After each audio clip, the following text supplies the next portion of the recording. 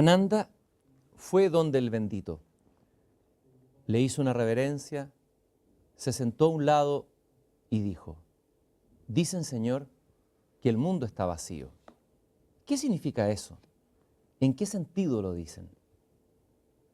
En el de que no hay en él ni un yo ni nada que pertenezca a un yo. Ese es el sentido en que se dice, Ananda, que el mundo está vacío. Y donde no hay ni un yo ni nada que pertenezca a un yo, en el ojo que ve, que a nadie pertenece, que no tiene yo, en las sensaciones, que no tienen yo, en todas las formas materiales, que no tienen yo, y en el contacto de sentidos y formas y conciencia. Ninguno tiene un yo. No hay ahí ningún yo ni nada que pertenezca a un yo. Ni lo hay en el cuerpo, ni en el pensamiento, ni siquiera ahí. Por eso se dice, Ananda, que el mundo está vacío. Samyutta Nikaya 3585, un fragmento de los suttas del pensamiento del reverendo Buda, el reverendísimo Buda, uno de los maestros espirituales más potentes que ha tenido la historia de la humanidad. Nos ha tocado vivir en estos días como país y también como medio de comunicación una tragedia de esas que nos deja con la sensación de que la vida no tiene sentido, de que la nada está ahí acechándonos muy cerca, de que la muerte puede golpear donde quiera. Como dice el poeta César Vallejo, hay golpes en la vida tan fuertes, yo no sé, golpes como del odio de Dios. Ante esos golpes uno queda temblando, uno queda con la sensación de que no hay un piso. Y por eso es importante en esos momentos volver a la reflexión profunda, ir a las fuentes, tratar de encontrar respuesta a esas preguntas que parece que no tuvieran respuesta. Y qué mejor para conversar sobre eso que nos mueve el piso y que nos tiene tan inquietos y tan temblorosos que Patricia May. ¿Cómo presentar a Patricia May? Me gusta decir que es una sabia. Yo sé que a ella la palabra le va a parecer que la excede y le queda grande y no le va a gustar la definición. Su título es antropóloga. Es una caminante. Ella ha hecho del caminar una profundización en una antropología espiritual que justamente nos ilumine respecto de quiénes somos, de dónde venimos, a dónde vamos. Las viejas preguntas de siempre. Para ello ha buceado en distintas tradiciones, en el Oriente, pero también en el Occidente. Pero no han sido búsquedas teóricas, sino que han sido búsquedas encarnadas en su propia vida. Sí. Y por eso yo creo, Patricia, que este es un momento importante de conversar contigo. Sí. Así que vas a tener que soportar preguntas difíciles. Vamos a soportar. Dime Pati, todo el mundo me dice Pati, Cristiana, así que... Te voy a decir Pati Sí. con mucho cariño y con mucho respeto. Primero que nada, ante esta situación que nos toca vivir, es una, pero la verdad es que pensamos que es la única, pero uno piensa que la tragedia viene una vez y después no viene, vuelve, golpea, el dolor humano en el mundo es impresionante. Y claro, las respuestas fáciles, los consuelos fáciles nunca sirven, por lo menos en la experiencia que yo he tenido. Sí. Entonces, ¿a dónde ir? ¿Qué hacer? ¿Cómo buscar cuando uno se encuentra en un momento así, golpeado por el duelo? Mira, me surgen distintas cosas cuando tú me mencionas, digamos, el tema del dolor, del duelo. Por un lado, está todo el contenido del Buda, ¿cierto?, que dice que todo lo que nace muere. Yo creo que es algo que olvidamos demasiado frecuentemente, especialmente en el tipo de cultura en que vivimos. Nacimiento y muerte son dos caras de la misma moneda y nos olvidamos de eso. Ahora, yo creo que la gran pregunta es, ¿qué es lo que muere en realidad? Porque yo creo que ahí está el drama y ahí está el dolor. Y también creo, Cristian, también se me viene a la mente cuando tú me hablas de eso, que la verdad es que es en esos momentos, creo que son quizás los únicos momentos en que de verdad miramos a la vida de frente y en que de verdad podemos entender qué es la vida. Yo creo que el estar ante la muerte nos produce una extrema lucidez, una extrema y dolorosa lucidez, pero creo que por primera vez son esas veces, esos instantes, o esos periodos, ¿cierto?, en que de verdad nos hacemos las preguntas de fondo y de verdad entendemos qué importa y qué no importa. de verdad podemos ordenar las prioridades. Yo creo que lo que hemos estado viviendo como país, y pienso no solo ¿cierto?, con esta muerte trágica en Juan Fernández, sino que también pienso con el terremoto, con todas las experiencias tan potentes que hemos tenido en 2010, 2011, ¿ah? Son parte de un despertar respecto de esas preguntas fundamentales que parecen tan pasadas de moda, pero que son fundamentales, ¿ah? Yo creo que ante la extrema lucidez de la muerte podemos por primera vez entender qué es la vida, qué sentido tiene. Quizá entenderla también, entender que la vida física, por lo menos así me lo dice mi experiencia, mi sensibilidad y mi búsqueda, ¿ah? La vida en el mundo físico, porque entiendo que la muerte no es muerte, es nacimiento, ¿ah? Es nacimiento en otras dimensiones. Pero para nuestros limitados sentidos, la muerte es muerte, ¿ah? Para nuestros limitados sentidos, cuando un ser querido se te va o cuando tú mismo, ¿cierto?, te vas a ir, te lo vives como un fin, ¿ah? Sin embargo, creo que justamente es ese estar en esa situación, ¿ah?, lo que te permite entender y calibrar que la vida es una oportunidad maravillosa, como un destello fugaz en el vacío, la vida física en esta dimensión, y por lo tanto que es una magnífica oportunidad. Yo creo que el tener la muerte adelante nos hace como despertar en un sentido de no distraernos.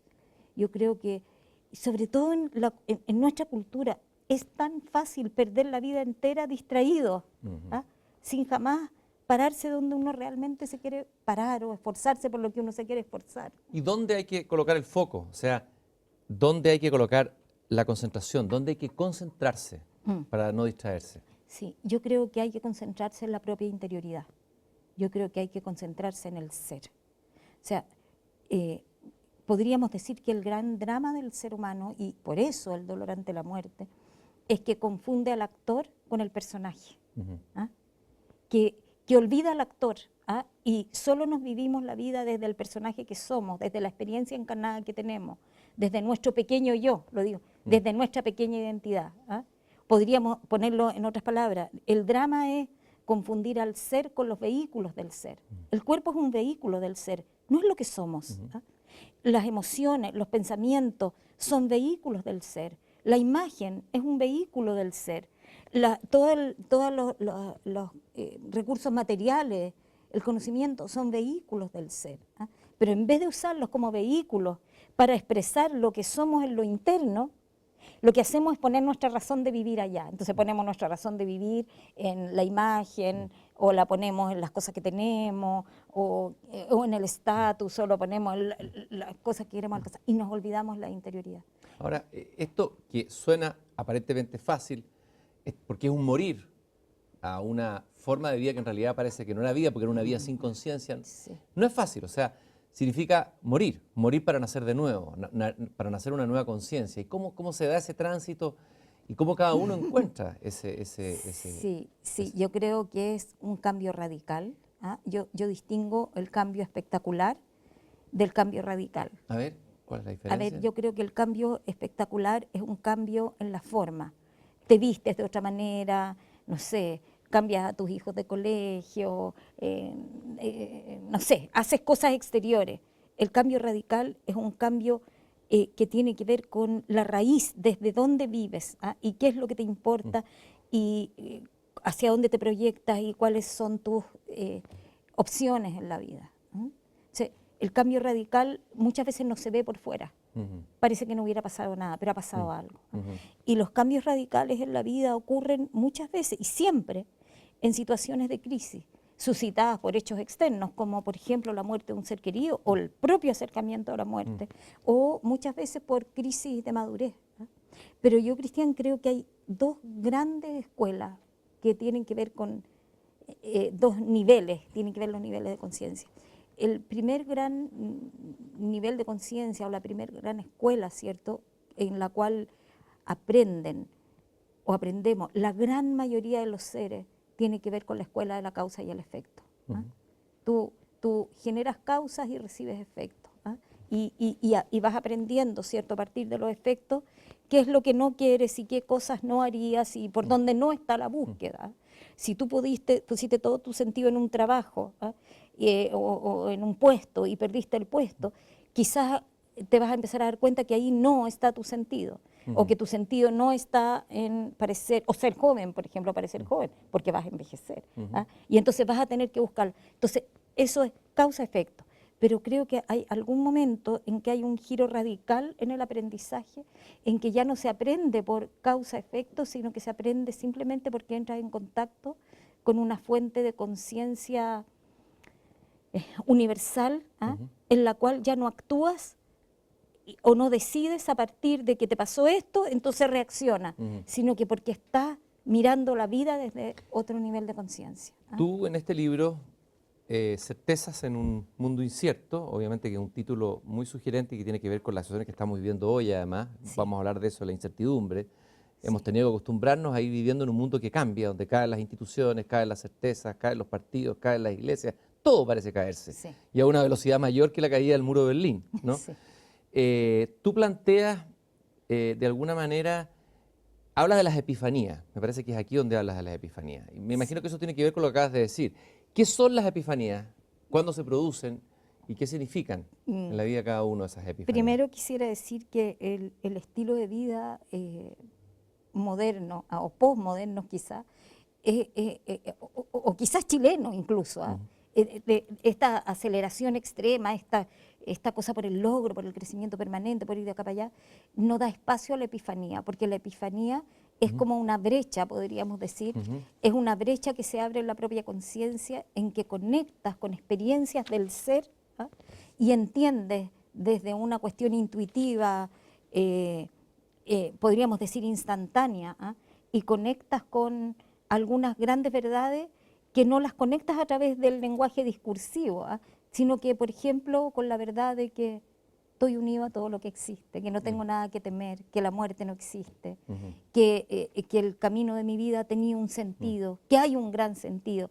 Las epifanías son esos destellos de claridad, que me imagino que en la tradición cristiano-católica, ¿cierto?, corresponden a la revelación del Espíritu Santo. Está en todas las tradiciones. Sin embargo, para que eso ocurra, tenemos que tener espacios para el ser. Y en nuestra forma de vivir no hay espacio para el ser. Entonces, en vez de buscar este tipo de experiencias no racionales, ¿cierto?, a través de esta vía natural de apertura que surge en el contacto con la naturaleza, surge en la calma natural, de espacios para el ser. Y en nuestra forma de vivir no hay espacio para el ser. Entonces, en vez de buscar este tipo de experiencias no racionales, ¿cierto?, a través de esta vía natural de apertura que surge en el contacto con la naturaleza, surge en la calma natural de uno mismo, en el contacto con uno, con la música, como no nos damos esos espacios, entonces buscamos estados alternativos de conciencia con las adicciones. El consumo es una forma de adicción, o con las adicciones, digamos, no desde sé, las drogas, de drogas. cada uno A las cosas. encuentra su adicción. Claro. ¿Por qué? Porque lo que estamos buscando, porque el ser humano necesita, no puede vivir solo en el marco de la razón, del cálculo, de lo lineal. Entonces, necesita buscar, ¿cierto?, otro tipo de experiencia. Tú me imagino que has tenido epifanías, y las epifanías son difíciles de contar, a veces son inefables, pero tal vez podrías compartir con nosotros, porque puede sonar muy etéreo esto de epifanía, o muy, casi muy mágico, muy como... ¿qué es una epifanía? Para tener la conciencia, ¿qué es o puede ser una epifanía? A ver, una epifanía puede ser un momento, por ejemplo, qué sé yo, no sé, a mí en lo personal lo que me gatilla ese tipo de experiencia en general es la naturaleza, y la naturaleza más natural posible, en general es eso, pero tiene que ver con momentos en que, por ejemplo, te das cuenta que todo está bien, de que no hay nada que temer.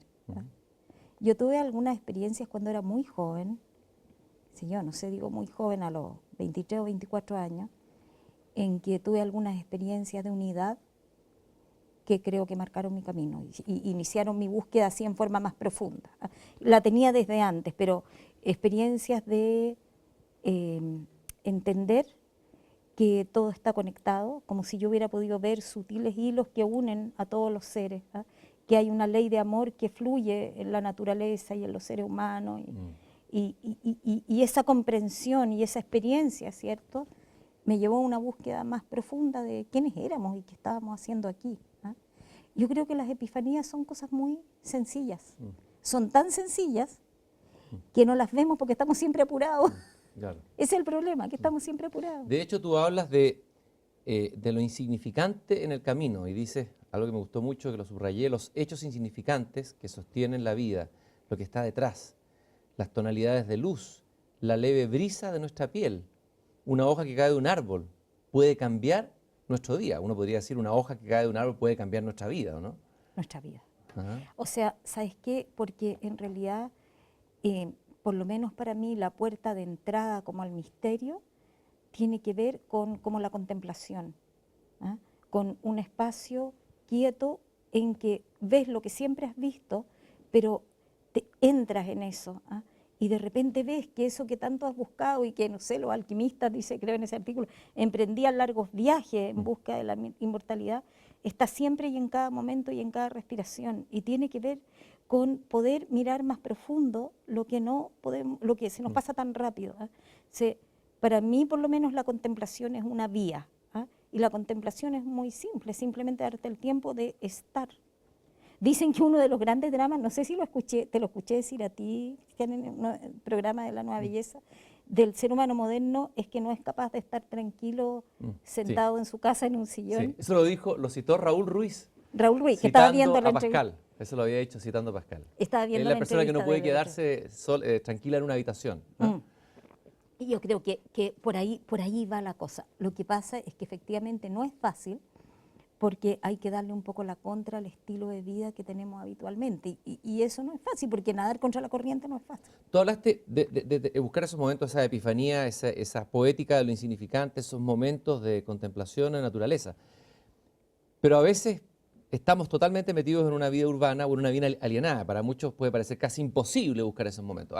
Yo encontré en Buenos Aires unos años atrás un autor que tú has citado, después me di cuenta que tú lo habías citado también, un vietnamita que se llama Thich Nhat Hanh, que escribió un libro maravilloso que se llama Momento Presente, Momento Maravilloso, y ha escrito otros libros. Y aquí él va tomando como actividades cotidianas, de lavarse los pies, hacer correr la llave del agua, las transforma en poemas, desde las actividades más mínimas, ¿no? Desde ponerse los zapatos, abrir la ventana, lavar los platos o estar en un taco de repente. Y él escribe esto que se llaman las gatas, que son poemas breves, que son de la tradición, me imagino, oriental. ¿Qué te parece este camino de Nashdin de buscar en lo más cotidiano, en lo más cercano, en lo más prosaico? Bueno, ese es mi camino. Ajá. Sí, Thich Nhat Hanh para mí es un gran maestro, vietnamita budista, ¿ah? Que es uno, diría yo, de los padres inspiradores de lo que en Occidente hemos llamado mindfulness, ¿ah? Que es la atención plena, el estar presente. Yo en realidad, claro, hago una alegoría a la naturaleza, pero la verdad es que este estar presente que te lleva, sí, en el fondo es tan sencillo, a conectar con eso simple que hay adentro de todos nosotros, que no está invadido por mil cosas, sino que está quieto, tranquilo, alegre y feliz. Eso es tan simple como poner la atención en la respiración. ¿Ah? Es tan simple como eso, ¿no? Y él, por ejemplo, usa, lavarse los dientes, dice. Hay una actividad preciosa, dice: al cepillar mis dientes, al enjuagar mi boca, prometo hablar con pureza y amor. Si mi boca se perfuma con el hablar correcto, un capullo florecerá en el jardín de mi corazón. O sea, el simple hecho tan básico de lavarse los dientes puede ser un momento de contemplación. O sea, es que todos los momentos son de contemplación. Cuando uno toma esto como práctica, ¿ah? Todo momento de la vida, hasta esta inspiración y esta inhalación y exhalación, ¿ah? Son un momento de contemplación. Y esta conversación, en la medida en que estamos presentes, si eso es lo que cambia si la estamos cosa. aquí. Si estamos aquí, básicamente eso, y si estamos profundizando en la experiencia. Por lo tanto, por ahí va para mí la epifanía, el transformar la vida en algo feliz. Los jóvenes, durante un tiempo, yo no sé si estará de moda el dicho de Alan de no estar ni ahí, pero tal vez nosotros podríamos decir que no estamos nunca aquí. Nunca aquí. Yo creo que es uno de los dramas del ser humano contemporáneo, que no podemos estar aquí, por lo tanto no podemos entrar. Es como si tuviéramos la puerta cerrada y no la tenemos cerrada, ¿ah? Pero nosotros la cerramos con básicamente los contenidos de nuestra mente. Es como si resbaláramos por las cosas, Sí. o nos resbalara el mundo. Nos resbalara el mundo y la experiencia. Entonces, si nos resbala todo, entonces no aprendemos. Tú hablas también, y me gustó esta idea, bueno, de buscar estos tiempos de buena calidad, este tiempo presente, hablas de crear bolsones de tiempo. Ah, Me sí. gustaría que me explicaras eso. Es que esa experiencia yo la he tenido en el supermercado, fíjate. ¿Ya? ¿Ah? A Porque es ver. la espiritualidad de la vida cotidiana, si las Sí, vidas de nosotros son sí. tan comunes. Fíjate que la he tenido en el supermercado en momentos en que he tenido que ir muy apurada, ¿ah? Y tengo muy poco tiempo. ¿Ah? Entonces, he hecho una práctica y que fui aprendiendo que creaba bolsones de tiempo. Ahí fue ¿ah? Hice una práctica de decir ya. Voy a ir y mientras esté aquí, voy a estar aquí, completamente aquí, y no voy a pensar que estoy apurado, sino que me voy a conectar con la idea que todo es perfecto, que voy a entrar en un tiempo en que, y voy a llegar a tiempo a lo que tengo que hacer después. Y algo ocurrió en esa circunstancia que después las empecé a utilizar el tema de los bolsones de tiempo para muchas de las cosas de mi vida, que es como, a ver, estoy aquí y hago lo que tengo que hacer como tan plenamente, que parece que pasó muy poco tiempo, pero yo hice muchas cosas. Entonces, el tiempo lineal se produjo una cosa así me lo imagino yo, una cosa así, entré ahí y tuve un tiempo que para mí fue eterno, porque lo que pasa es que uno cuando está profundamente presente entra en un espacio de eternidad, donde no hay, entra en un espacio de Eso eternidad, te no iba a decir sabe cuánto. que a veces nosotros los occidentales hemos buscado desesperadamente o se busca la eternidad, como si la eternidad estuviera fuera o la fuéramos a encontrar después de morir. Claro. Pero pareciera que lo que enseña Sí. el Oriente nos está diciendo que la eternidad está aquí. Es que lo que pasa es que la eternidad no es un tiempo eternamente largo, sino que es algo sin tiempo. El error es creer que la eternidad es un tiempo que no se termina. La eternidad es salir del tiempo. Porque el tiempo es una estructura mental, es una forma de cuando estamos en el tiempo, tenemos tanto rato, es simplemente salir del tiempo, no hay tiempo. Bueno, Borges decía, yo soy, el tiempo es un fuego que quema, yo soy ese fuego, decía Borges en un poema. Tal vez tiene que ver con eso que estás diciendo tú ahora. Sí, exactamente. Yo soy eso. La identificación con eso, entonces ya no, con el ser, con la esencia. Hay un poeta, tú sabes que a mí me encantan los poetas, un poeta metafísico chileno que es Eduardo Anguita, que dice, él lo dice en forma desesperada, pero quizás tú le vas a poder responder la pregunta poética que hace al final. Él dice en un poema, Veno en el pudriero, dice, hoy, dice él, digo entre estos muros, hoy dirán mis descendientes siglos después. Las paredes serán derruidas, el jardín regado, crecido, cercenado, ladrado el perro. Niños serán nacidos, serán viejos, serán difuntos. Nuevas vísperas, nuevas fiestas, nuevas desdichas. Rosas a los novios, coronas funerarias. Hoy, ayer, hoy, mañana. Reímos, yo y mi amada reímos. Juzgamos que nuestro hoy es el hoy. Reímos prolongándonos. Así rieron mis abuelos sin pensar que vendríamos. Así reirán mañana otros abuelos echándonos al olvido. ¿Cuál es el hoy realmente único? Se pregunta él. Qué bueno, qué bueno. ¿Cómo le respondes tú a ese poeta angustiado metafísicamente? ¿Cuál es el hoy realmente único? El hoy del ser, lo que hay detrás de la forma. O sea, entiendo su angustia. La banalidad, Fíjate, las cosas que van sí, pasando, la sensación de que todo es de que vano. todo pasa, de que todo es vano. Lo que dijo de que, Kundera, la insoportable levedad del ser, la ¿no? insoportable levedad del ser. Fíjate que una de las cosas que, de las comprensiones profundas que a mí se me abrieron con la muerte y con el duelo, fue el tema de la impermanencia. Y una de las grandes como preguntas para mí fue cuando algo muere y cuando tomas conciencia de que todo muere en realidad, de que todo esto que somos, todo va a pasar, todo eso a lo que para ti alguna vez fue todo, también va a terminar, inevitablemente, porque todo lo que nace muere. Entonces la pregunta que surge, si todo esto es solamente algo que ocurre y que pasa, ocurre, pero no es, ocurre, pero no es.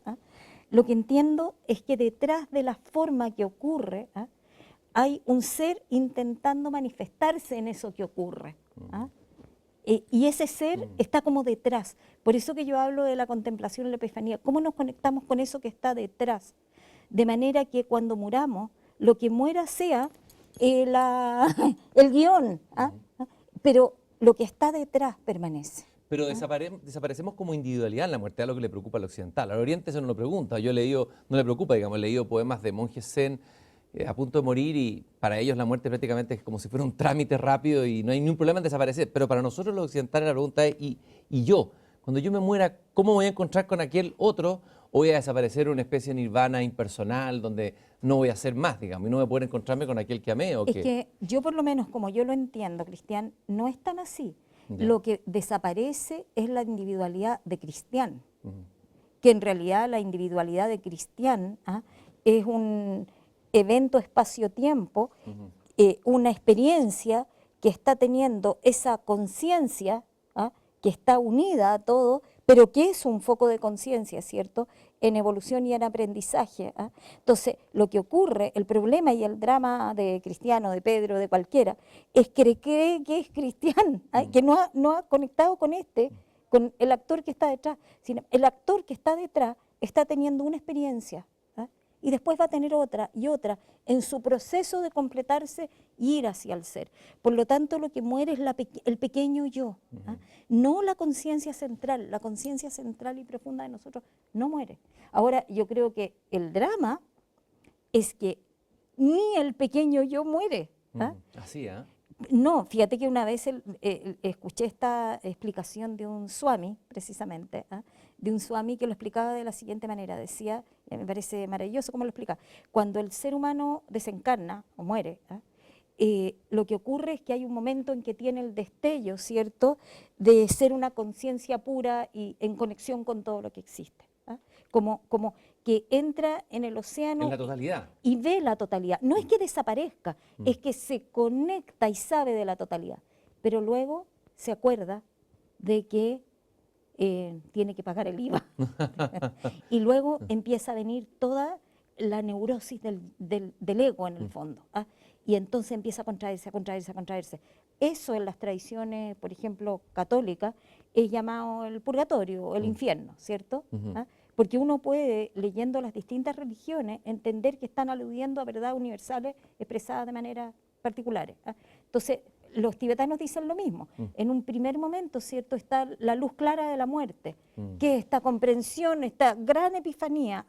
El problema es que casi nadie se puede quedar ahí, porque viene la neurosis del pequeño ser, del pequeño yo que te agarra y que te arroja en una nueva encarnación. Eso es lo que dice. ¿Y tú crees en la idea de la reencarnación, la idea hinduista? O sea, yo no creo, Cristian, yo estoy cierta. ¿Tienes certidumbre de eso? Sí, sí. O sea, lo digo desde mí, por supuesto. No lo puedo decir como la verdad de todo el mundo. Pero para mí es algo que me... Mira, a mí por primera vez las cosas... hay cosas que uno sabe, pero no sabe poner en palabras. Y cuando yo escuché una explicación coherente sobre la reencarnación, no una cosa así infantil, por primera vez me calzaron muchas cosas. Y porque después en la vida y con la experiencia y con el trabajo de meditación y todo, uno va teniendo experiencia.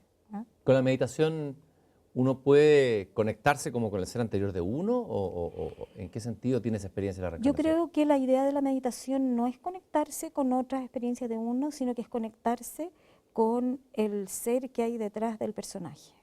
Esa es la idea de la meditación, como ir a ese nivel tuyo que es conciencia pura, que es el fondo de ti, el fondo de tu mente, eso que está quieto, tranquilo, sereno, y que siempre ha estado observando el aprendizaje, que es su reflejo condicionado en una familia, en una historia, en un sistema nervioso, en un cuerpo, en una historia, ¿cierto? Está teniendo en el guión que le corresponde en ese momento, ¿cierto?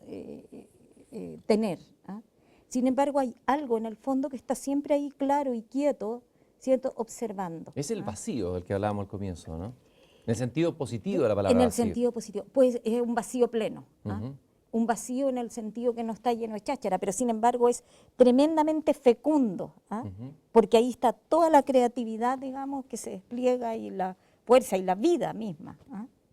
Tú has hecho un trabajo de reelaboración personal a través de búsqueda de distintas fuentes. Incluso tienes un CD que es muy hermoso, muy interesante, donde vas buscando maestros. Ese CD que está en tu página web, tú ahí te conectas, te concentras en 4 maestros para buscar respuestas a estas preguntas que hemos enunciado al comienzo. Me llamó la atención Buda, Lao Tse, Jesús, hasta ahí, y Quetzalcóatl. Entonces quiero invitarte a hacer un pequeño recorrido para tratar de ir a preguntarle a esos maestros a través tuyo, a esas fuentes, ir a buscar algunas respuestas, por lo menos semillas de respuesta, para las preguntas que tenemos todos hoy día. Porque hay que no aprovechar en el sentido negativo ni del espectáculo, sino que, como tú dijiste al comienzo, cuando uno vive una experiencia radical, se enfrenta a la muerte, en este caso un hecho colectivo, trágico, en un país en que el país entero está conectado con eso, es un momento de oportunidad para acceder a esa conciencia y salirse de la alienación de todos los días, ¿no? Sí. De pensar hondamente y de entrenar. Sí. Tenemos oportunidad. Sí. Y vamos a partir con un maestro que yo sé que te hace brillar los ojos, eso se nota al tiro, que es Buda. El Buda Gautama, Sí. ¿no? Te hace brillar los ojos, Buda. Sí. Y dime por qué Buda ha sido tan importante para ti, qué ha significado el encuentro con Buda y qué has descubierto en el pensamiento y la sabiduría de Buda. Sí, yo he estado... Primero contar un poco la historia de él, porque la mayoría de la gente probablemente no conoce la historia. Ya. Que es una historia bonita. Es una historia súper interesante y bonita. A ver, el maestro Buda nace en el 600 a.C. más o menos, ¿ah? Y él fue educado, fue hijo de un hombre de poder dentro de un reino, ¿cierto?, en la India, ¿ah? Y fue educado, su padre lo educó como un niño y un joven muy especial, puesto que su padre no quería que entrara a la casta sacerdotal, ¿ah? Y por lo tanto trató de alejarlo de los dolores del mundo y lo educó en los lujos del palacio, de lo exótico, de las mujeres, del conocimiento. Se dice que el Buda era un hombre muy refinado, ¿ah? Y la imagen que se tiene de él, de este personaje, así con una guata tremenda, qué sé yo. El gordito. El gordito, sí, es una alegoría a una etapa, él fue un gran renunciante en algunas etapas de su vida, ¿ah? Pero esta alegoría tiene que ver con el tiempo de la abundancia en que él toma el camino, digamos, de comenzar a alimentarse. Pero me estoy adelantando, o sea, básicamente él vive, se dice, hasta se casa, tiene hijos y muchas concubinas y una vida de placeres y alegría y qué sé yo. Sin embargo, claro, desde joven una persona muy interesada en el pensamiento y en las grandes preguntas. Sin embargo, se dice que como a los 29 años él salió de palacio y vio 4 cosas, ¿ah? Vio la vejez, la enfermedad, la muerte y se me olvida la otra. La vejez, la enfermedad, la muerte y la pobreza. Y la pobreza. Parece que vio una caravana fúnebre, me parece, se encontró con un viejito muy viejo, alguien muy pobre y alguien gritando dolor, ¿cierto? Sí, sí, y se dio cuenta que la vida era dolor. Y fue tal su impacto, ¿ah?, que decide dedicarse a aliviar el dolor de los seres humanos, ¿ah? Sin embargo, él quería ir al alivio radical del dolor, ¿ah? Porque claro, yo puedo aliviar al enfermo sanando la herida, claro, puedo al pobre, ¿cierto?, darle dinero. Él quería entender cuál era la raíz del dolor. O sea, la gran búsqueda del maestro Buda, del Buda, es cuál es la raíz del dolor. ¿Y cuál es la raíz del dolor según Buda?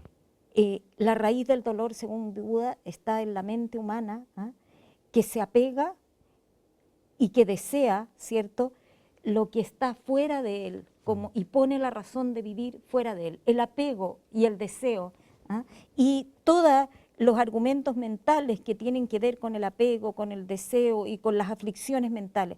Yo en los últimos años en especial he estado navegando mucho en el budismo, en lo personal y en los talleres con que trabajamos, ¿ah?, y hemos estado haciendo un trabajo personal con eso. Nuestro trabajo ha tenido que ver en los últimos 2 o 3 años con eso, ¿ah?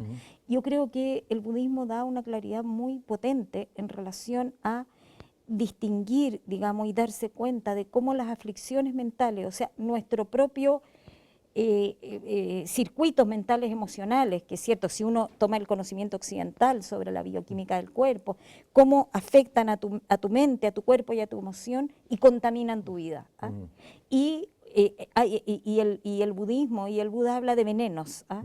Toxinas, La codicia, son como toxinas mentales, ¿no? Son toxinas mentales, la codicia, la ira, el deseo, el apego, ¿ah?, pero que finalmente siempre tiene que ver, o sea, el gran error cognitivo del ser humano, ¿cierto?, esta ilusión de la conciencia, tiene que ver con verme separado de un flujo universal y por lo tanto sentir que yo tengo que vivir defendiéndome, acorazándome, deseando lo que no tengo porque yo no tengo, ¿cierto? Hay algo que no tengo, ¿cierto? Y poniendo el sentido de vivir afuera de mí, ¿ah? Y creo que el budismo hace un aporte tremendo, primero, el destello es darnos cuenta de toda esta condición mental y luego nos habla de que eso no es lo que somos, que hay un camino para ir, ¿cierto? Y una práctica, y esto requiere una práctica, cuyo centro básicamente es la meditación y la presencia plena en Thich Nhat Hanh es budista, de que en el fondo de nosotros mismos hay un espacio de natural serenidad, alegría, paz, etcétera. Y entonces, ¿cómo vamos a conectar con ese espacio y podemos vivir desde ahí? Entonces, todo lo que ocurre y se despliega en la vida se despliega de una manera tal que Me llamó la atención lo que escuché en esta charla que tú diste y grabaste. Tú hablaste que el budismo invita a hacerse cargo de uno mismo, a hacerse responsable de uno mismo. En general, uno ha visto que uno de los tal vez errores de prácticas erradas del catolicismo occidental ha sido entregar la responsabilidad de la propia interioridad a otros, a un intermediario, un sacerdote, una institución. O a Dios. O a Dios, o a algún Dios externo. ¿Cuál es la diferencia en este asumir, cómo asume el camino del budismo esta responsabilidad? ¿Cuál es la diferencia? Sí, es que hay que entender el tiempo en que aparece el Buda, porque él aparece, hay una semejanza muy grande entre la historia del Buda y la historia de Jesús. Todo gran maestro va a desafiar los conceptos de su tiempo, eso es obvio, no va a ser un conformista, siempre va a ser un látigo para su tiempo. Así como Jesús fue un látigo, ¿cierto?, para la tradición judía de su tiempo, el Buda fue un látigo para toda la línea hinduista de su tiempo. Entonces, lo que él dice básicamente es que lo que los brahmanes lo que hacen es clamar hacia alguien que los salve. Tiene una imagen que a mí me parece maravillosa que dice, es como estar sentado a la orilla de un río y querer atravesar a la otra orilla. Entonces, en vez de pararme yo y responsabilizarme, ir al otro lado del río, lo que hago es sentarme y hacer invocaciones y oraciones y cosas mágicas para que la otra orilla venga hacia mí. Es como decir, orilla opuesta, ven hacia mí. Ese es una de las cosas del Buda. Y la otra de las cosas que dice es, si yo tengo una flecha venenosa clavada en el cuerpo, y la flecha venenosa es esta toxina mental, lo que hago es buscar el camino para sacármela.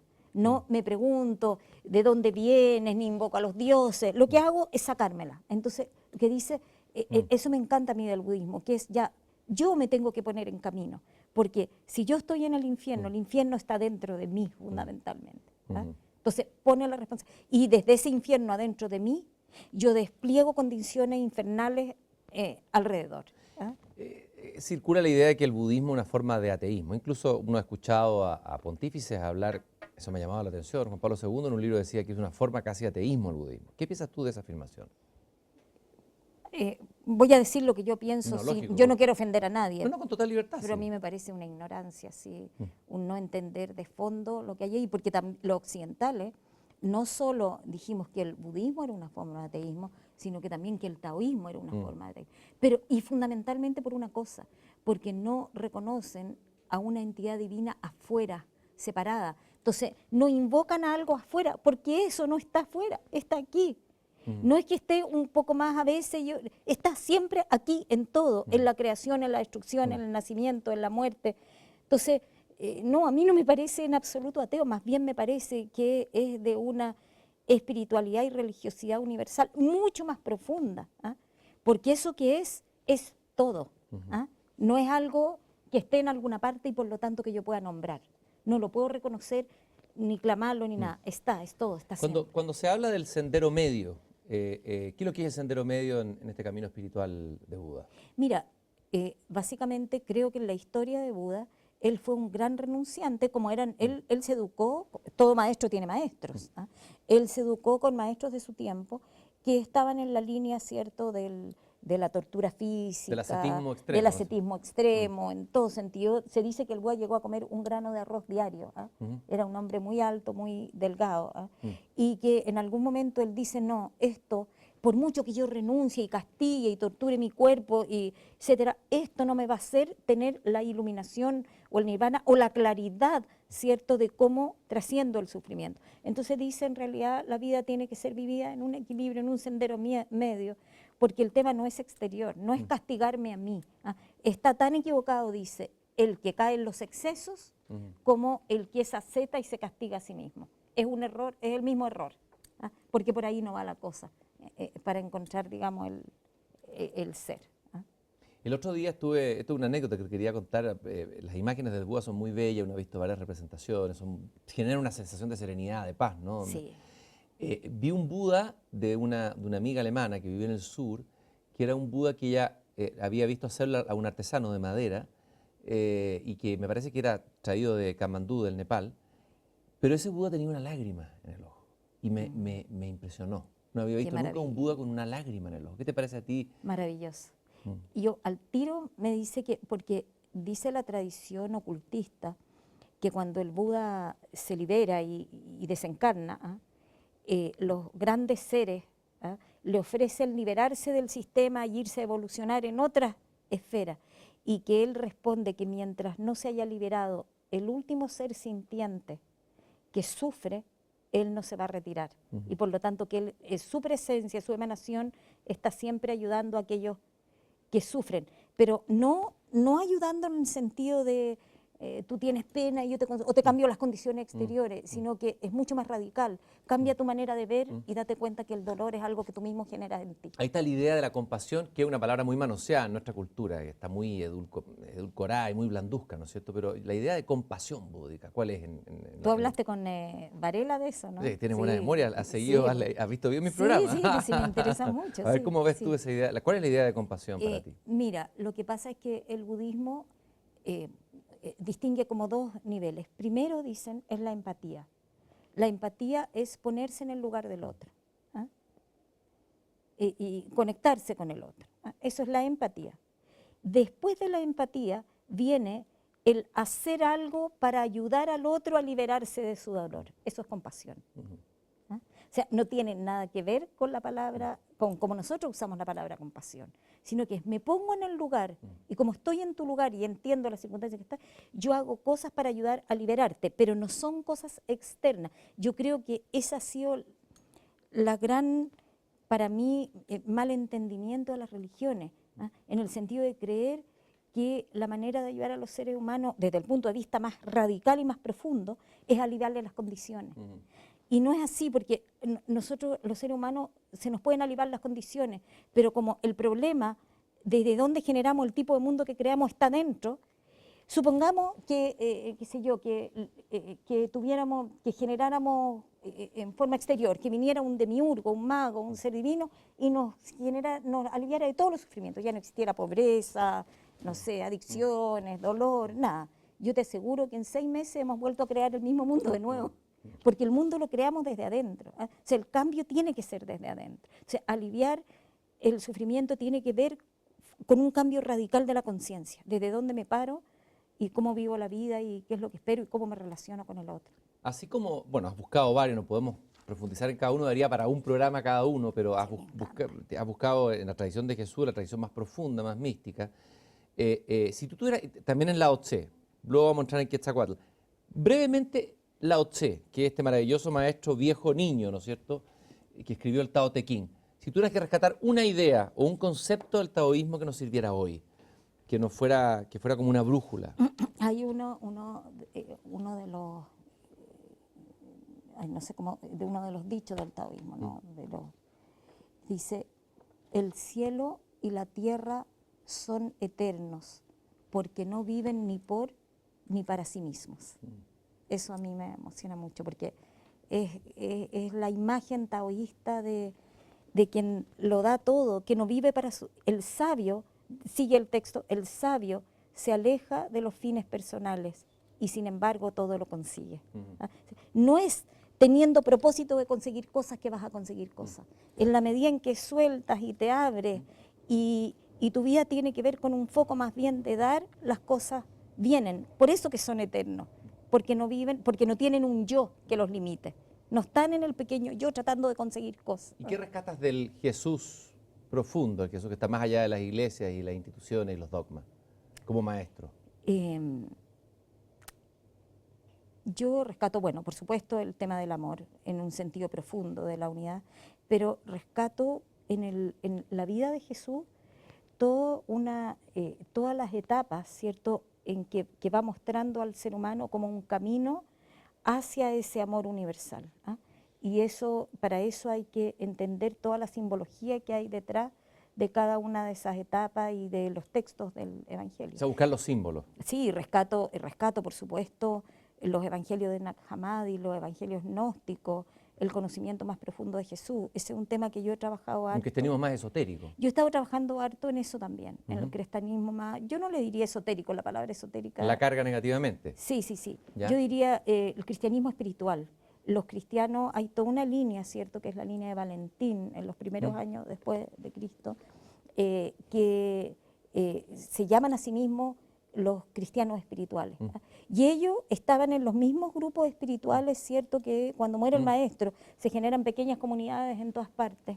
Y ellos entraban en estas comunidades, pero se distinguían a sí mismos porque habían recibido un segundo bautizo. El primer bautizo era el bautizo de decir, yo entro en esta comunidad que abandona sus bienes, que viven en la caridad, pero había otro bautizo que era el bautizo de quienes habían vivido la Epifanía. Qué bonito. Sí. La revelación. Sí, la revelación, y que sabían que todos somos uno, por decirlo de alguna manera.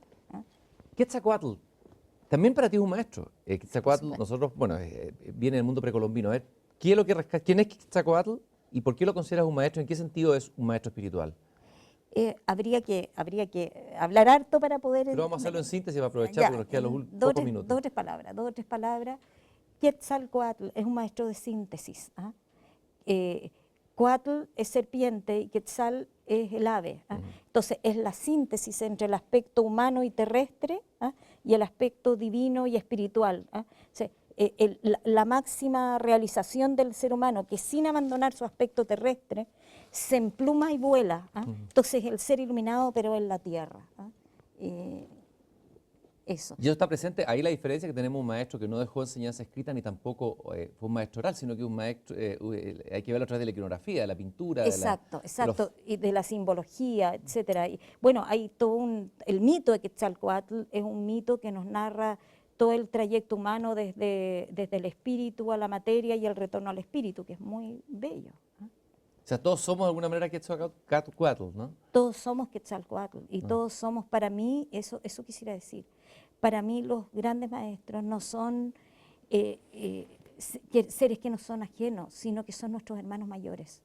Son quienes nos muestran el camino. Por lo tanto, si hubiera algún maestro que tuviera una naturaleza distinta a mí, entonces, ¿qué me puede decir a mí si tiene una naturaleza distinta a mí? No me puede decir nada porque no ha vivido, podríamos decir, la miseria que nosotros hemos vivido. Solo quien participa de la misma naturaleza nos puede mostrar el camino. Patricia, en el último tiempo nuestro país y el mundo ha estado convulsionado por movimientos masivos de gente joven que sale a las calles. Y voy a tratar de hacer un análisis espiritual, más allá de político, y a buscar una lectura un poco más allá, más profunda. En Europa son los indignados, pero aquí en Chile hemos tenido un movimiento inédito. Independientemente de las causas, podemos estar en desacuerdo o no, o acuerdo con alguna de sus... tú mismo has hablado en tu libro Certeza en un mundo incierto que un mundo nuevo está emergiendo, estoy citándote, y lo hace desde las cenizas del sinsentido. Me gustaría que hicieras una reflexión sobre esto que está pasando hoy, en este siglo XXI y en nuestro país particular. ¿Qué lees tú ahí? Fíjate que yo estoy maravillada porque es algo que mucha gente, quizás la gente que está más al borde del paradigma, veníamos esperando hace mucho tiempo, que tenía que ver con la intuición de que venía un despertar de conciencia que iba a generar un cambio social, epocal, un cambio de era para la humanidad. Y me parece que eso ya tocó la tierra, eso ya está ocurriendo, esto ya tocó el corazón de las personas. Y yo, si bien aparecen hechos distintos, creo que hay algo mucho más profundo que nos une, que es un cambio en la conciencia humana. Un ser humano que, como es más consciente de sí, cuestiona las maneras sociopolíticas, económicas, el mundo en que está. La gente de los países árabes estará, digamos, cuestionando, ¿cierto?, los gobiernos dictatoriales o que las mujeres tengan que usar, ¿cierto?, el velo, etcétera. Cada pueblo está despertando, porque yo creo que la humanidad está despertando. Yo creo que algo nuevo están haciendo. Y esa es una nueva conciencia que nos habla y nos sitúa en un mundo con pies más firmes en relación a lo que somos en lo profundo, como seres humanos espirituales y el tipo de mundo que necesitamos generar desde ahí. Hoy día está de moda, no sé qué pensamientos tú, el tema de las profecías mayas, hay de todo, hay vendeduras de pomada, gente en la calle aterrada porque viene el fin del mundo, etcétera. ¿Cómo analizas tú eso? ¿Qué base real tienen? ¿Qué asidero?